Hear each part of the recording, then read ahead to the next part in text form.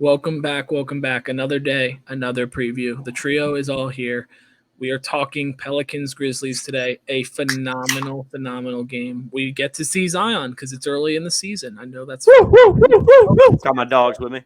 I know it's a fucked up joke, but I really do hope he plays the whole year because I love Zion and I love the Pelicans.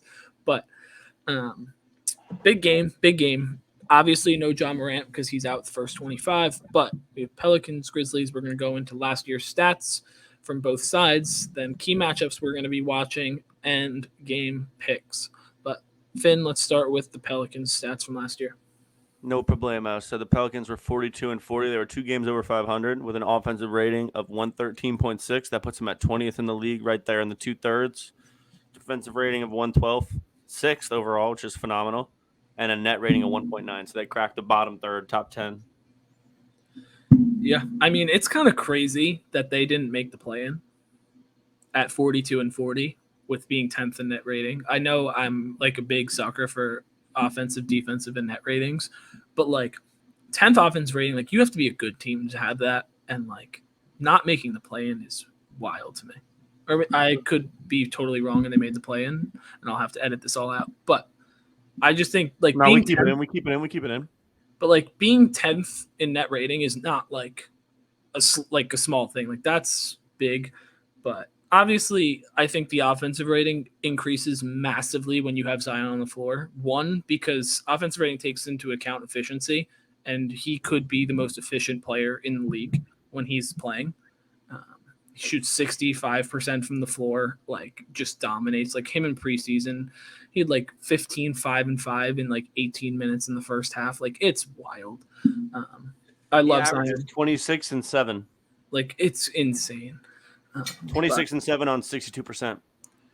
Like man, the Pelicans were first out of like the first 20 games in the West. They smacked the dog shit out of the Nets the first game of the year last year. Yeah, I told you to watch out for him. Whoa, slow down, gang. If you're liking this content here, I really appreciate it if you'd like, comment, and subscribe. It's free. It takes 0 seconds. I make sure to like, comment, and subscribe to all the creators I like watching because I know it makes a huge difference for them, just like it makes for us. Stick with us. TOT Faithful, we love you guys. Please like, comment, subscribe, and check out more videos. Yeah, I mean, the Pelicans, solid stats from last year. Defense is a lot higher than I was expecting going into it. When I made the graphic, I was not expecting them to be in the 6 range because of the defenders they have. Valanciunas is good, Alvarado is good, but like Brandon Ingram's not known as a plus defender, neither is CJ McCollum. You want to know who it is? I know who you're going to say. You want to say it on 3? 3? 1, 2, 3. Herb Jones. Oh, I was going to say Trey Murphy. Trey Murphy's lamps, though. And then that's what I was going to say about this team. You know, I'm really excited for these cats because they have so much going for themselves defensively in regards to potential. You know what I'm saying? And not even potential 6th is great, but it shows because I think that the way that their offense is centered is centered around how their on-ball and off-ball defenders on the other end, and you know, leading to transition buckets.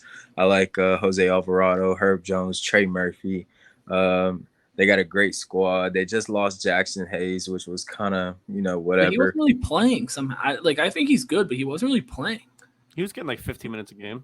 Not really. Like it was weird. He was. Like not enough. But you see how the Lakers are utilizing him, and like that was a big part of just their team in general. But I think Brandon Ingram is gonna stay as consistent as he has been, but hopefully with a healthy Zion throughout this season with CJ McCollum and just the star power that they have, especially, you know, having, you could say, a young core, you know, just with the guys that they believe in, Trey Murphy, Herb Jones, you know what I'm saying? Like, their young squad. I'm very, very excited to see these cats play anybody, but especially the Grizzlies. I want to take a second and talk about Zion real quick before we move on to the Grizz. Zion might be a top 5 player in the NBA. Dude, if he played, I don't hate it. Like, if he goes and plays, and, like, I mean, he was impacting winning when he was playing, but, like, if they are a top 5 seed this year and Zion's playing as well as he plays. He's going to average 28 points a game. He's going to average 10 rebounds a game. He's virtually unguardable. It's like a different version of Giannis. Yeah. Bro, it's not even the dunks, it's the layups and it's the touch. Like he just bullies whoever he wants, and he has unbelievable body control in the air. That's another guy who, if you haven't checked out our T-Wolves video for the first game breakdown, we talked about how underrated Nas Reed is. I think also in that list is Zion. Even though he's obviously like so hyped and everything, he's still criminally underrated. 100. Yeah. But let's move over to the Grizzlies side. Shout out my uncle, Mr. Lecky. He's a big Grizzlies guy, so he's probably watching this video. But he's a tremendous Grizzlies fan. He thinks the Grizzlies are going to lose in the Western Conference Finals to the Nuggets, which is a horrendous take. We'll talk about it in our next hot takes video. Top play.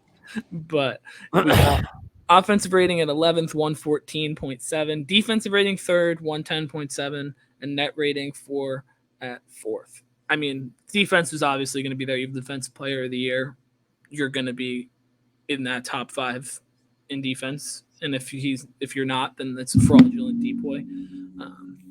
But I mean, 51-31 is nothing to slight at. Like the Grizzlies were a very good team. Even without Ja, they are unbelievable. And I'm very curious to see how these first 25 games go because they've been good without Ja before, but they've had Tyus Jones to come in and kind of run the show. Marcus Smart, huge addition. True, but he's not the same kind of style as Tyus Jones. Not even close. I'm just saying defensively, he's a huge addition. Obviously. But like, I just think that not having a guy that can run the point like Ja kind of can is going to be kind of weird to watch. And I'm very curious to see these first 25 games because if they have to start slow, this Western Conference is brutal. And I can see them getting kind of swallowed up in the rankings where they're like lurking in that like 10 to 8 range where it's like a game apart and like every game really matters. And I think that's something to watch out for. But I mean, the defense, they're in 10th and they're 2 games off the 5 seed. Yeah. Like the defense is going to keep them in every single game, no matter who they play. It could be the Nuggets, could be the Bucks, could be the Celtics. They will be in every game. It's just, can you close out games? And without your closer in Ja, can you do that? Can Desmond Bane step up? We said he's the candidate for most improved this year. And I think he has the potential to do it. And this is a great game to show it because you're going up against 2 of the best defending wings on the same team in basketball. I honestly think I would put them second behind the Celtics in Drew Holiday and Derek White. Like Herb Jones and Trey Murphy are 2 unbelievable perimeter defenders. Why was D'Lo glazing Derek White? What was that about? I mean, he is a really good defender. Did you see that though? What I'm talking about? Yeah, he's just shouting out Twin.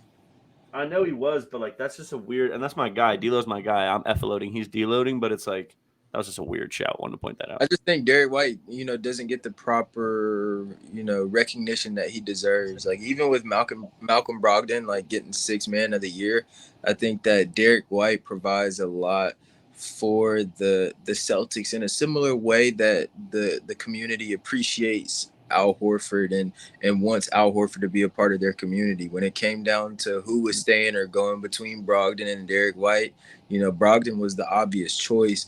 And I think for obvious reasons, and I don't think that we could just say, I don't even want to say ESPN just because I watch NBA Today and, Richard Jefferson and ESPN left him out of the top 100.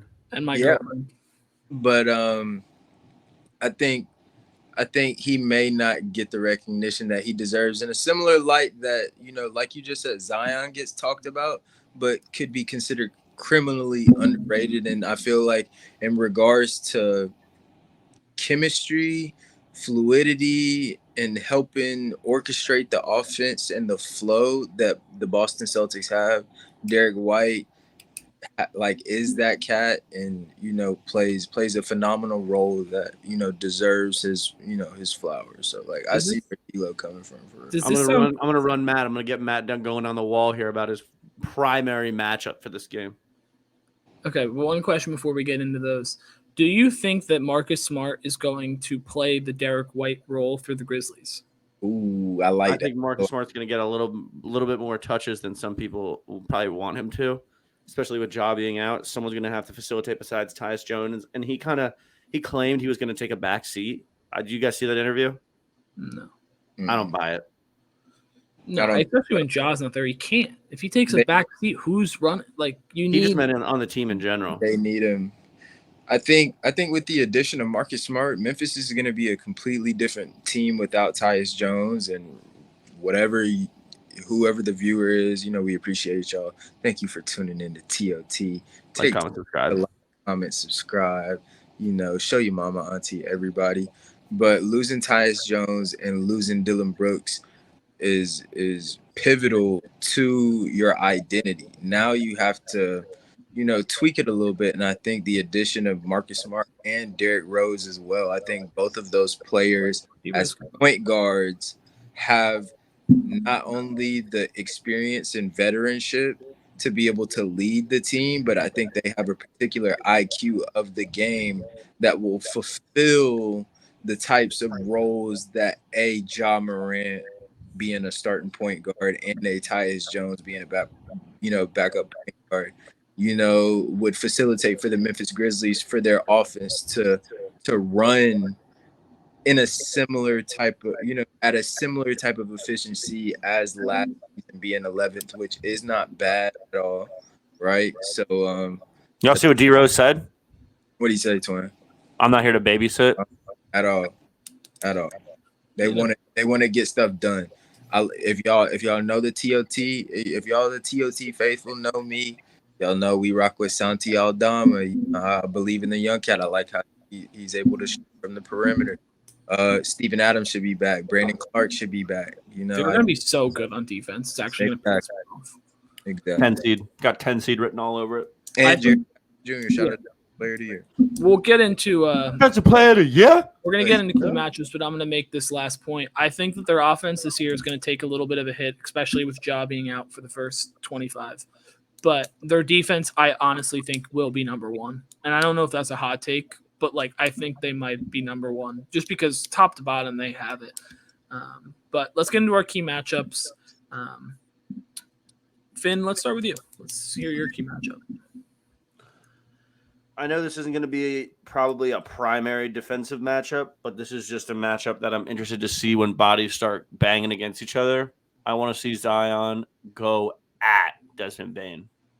Obviously, they're not going to be guarding each other, but I just want to see because the way he glides through the paint, when he lifts off and he does those double pump layups and stuff, I'm just interested to see Desmond Bane with the big ass arms and Zion with the big ass tree trunk arms. Those two dudes. That's gonna be funny to watch them duel it out. Yeah. Yeah, my key matchup was a little different. It does involve Zion, but I wanted to see Zion versus Jaren because there's the one knock on Jaren defensively is that he fouls a ton. And if you have a guy like Zion who's going to be driving full speed at your chest, probably 75% of the time he's going to shoot at least. That's a foul written all over it at least a couple times. Like he goes in with that left, like he comes in with that shoulder and it comes across and then it opens up. And that's just like you got people coming over the top on that all day. Yeah, and especially because of the way he can elevate. And like we expect Steven Adams to start at the 5 here. So that's the matchup. Like Steven Adams will be guarding Jonas Valanciunas and Jaren will be on Zion. So like obviously you want your best defender on their best player, but like that matchup is going to be crucial. Like if Jaren gets into foul trouble early, it's going to be a problem for the Grizzlies because one, the offense that he provides will be needed without Ja, and two, defensively, yes, Steven Adams is a good rebounder, but he's not a plus shot blocker like Jaren is. And I think that's kind of what people have to really look out for in this game. That matchup, as long as Jaren can stay out of foul trouble, I think the Grizzlies have a good shot to win this game, but I don't know if I trust Jaren enough to be able to do that. That might be a better serious take. I was just talking about the barrel arms. I thought the two dudes with barrel arms going at it's hilarious, but I want to see how he responds to taking shots from shoulders into his chest because Zion's going to be flying through the paint.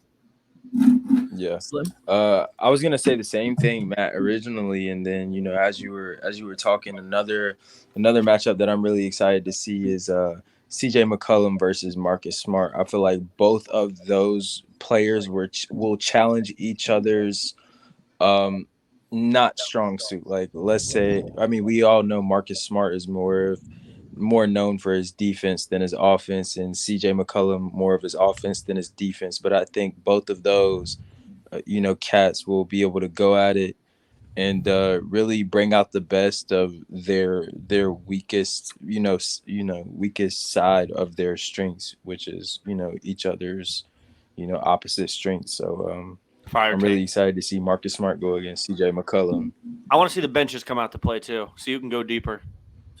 Yeah, I just think we kind of mentioned it earlier, but can Desmond Bane create enough scoring opportunities for himself and others against a Herb Jones and a Trey Murphy? Because like the number one thing in the NBA, like obviously if you're plus defenders, but like a lot of it is being able to switch bodies. Like whenever you think about LeBron in the finals, like the Warriors were just sending different people at him all the time. And like, yes, it's LeBron, so it doesn't really impact him as much. Iggy, Dre, Clay. Like throwing different bodies, people, because one, different defensive tendencies. Two, it's just fresher guys. Fresh legs. Yeah, like that kind of thing. Like the Pelicans have the ability to send guys at the guards and even threes. So like, can Desmond Bane do enough to win that matchup? I don't know, but I'm very curious to see. So that's another key matchup. But let's get into That's what they was doing real quick to Kyrie and KD last year. And I know that we only played them twice, but they just have a rotation of firm ass dudes. Pause. Yeah, but let's get into game picks. Slim, I'll start with you. The Grizzlies are 2.5-point favorites at home. Man, it's gonna be a great game. I could definitely see that exactly. I'm not gonna argue with it. I like that. The Grizzlies. Yeah. Finn. I think the Pelicans are going to win this game, 100%. I think Zion's going to be unguardable. He's going to get Jaren in foul trouble early, like you mentioned. And at that point, they're going to be kind of scrambling. I also think, as much as Slim was – I like the Marcus Smart take, and I think it's going to be an interesting matchup.